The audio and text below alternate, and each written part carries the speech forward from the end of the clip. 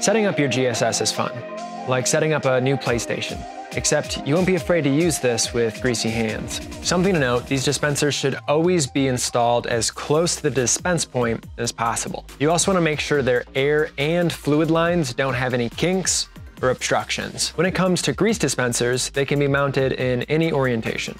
But when it comes to oil, you want to make sure the inlet port is positioned at the bottom and the bleed plug is at the top. For both, it's best to place the regulator and the pressure gauge near the air and fluid inlet points. That way you can see them and adjust them if you have to. To begin the process, install your air and material fittings. Make sure you use thread sealant when installing those pipe thread fittings. Something to consider when connecting your air supply is that GSS units will connect directly to their air supply, while GSSM units will receive air via manifold. Some manifolds will have one air inlet for all mounted GSSM units, while others will have separate air for each individually firing dispenser. You can install the dispenser however your team prefers, using the mounting holes on the dispenser or on the manifold. But whatever you do, do not drill your own holes into the dispenser. Okay, you're gonna wanna trust me on this one. Next, you'll wanna determine the size and length of your supply lines. You wanna make sure the material is gonna flow freely, so give yourself a little bit of slack to ensure there's flexibility in the lines. Connect the supply and dispense line to their designated ports. At this point, it's a good time to make sure that material is flowing freely. Next, you wanna bleed the air from your supply lines. The worst thing you can do for your dispensing process is to use material with air in it. So we wanna make sure that you don't do that. So you're gonna take 2 to 3 inches of translucent tubing, 1/4 inch, and you're gonna install that onto the bleed plug screw.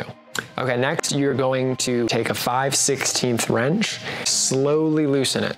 If it's not loosening independent of the bleed plug screw, you can take a second 7/16 wrench and you can just hold it steady right there. After material begins flowing into the tube, you can tighten it right back up. Then using a set of pliers or your muscly fingers, you can take the tubing off of the bleed plug screw. And then you can run a few dispense cycles and make sure everything is flowing nice and easy. You can double check this by weighing or measuring the dispense volume. If any adjustment is necessary, we can teach you how to fix that. That's what the video is for. To alter your dispense volume, you need to change your adjustment assembly. We have 2 types of assemblies. We have our standard adjustment assembly and our microdial. If you have a standard adjustment assembly, you're gonna pull up on it to unlock it. You can use the volume knob to adjust how much comes out. Clockwise for more, counterclockwise for less. You'll feel clicks as you turn. Each click equates to 1/40th of your total dispense volume range. Then you can test the output. You might have to run it a few times after you adjust everything. Once you got the volume you want, you can push the adjustment assembly back down, and then you can skip this next step about microdial.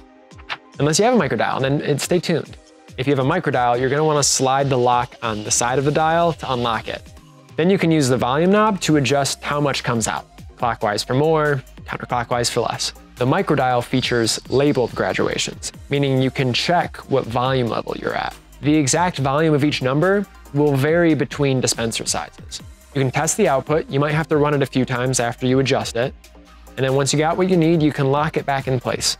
Run the dispenser a few times to make sure the stroke sensor is working properly. If your stroke sensor is still being weird, don't worry. We have an entire video on how to fix it. I'll put it right here. Or I'll put it in the description below. Or I'll put it right here and in the description below. Let's talk PSI. Verify that your air pressure is somewhere between 60 and 100 PSI. Your material supply shouldn't be more than 200 for grease or more than 50 for oil. It's important not to over pressurize. Don't do it. You don't want to put too much pressure on the situation, okay? It's like a first date. The proper amount of pressure for that situation is good. If you're still having issues, we have a troubleshooting video that you can watch. It will be here. You don't have to Google it. We did it, we linked it up for you. If you're still here, I'm wondering if maybe you have another problem that we haven't answered. If that's the case, you can call us at our service number. Otherwise, have fun dispensing.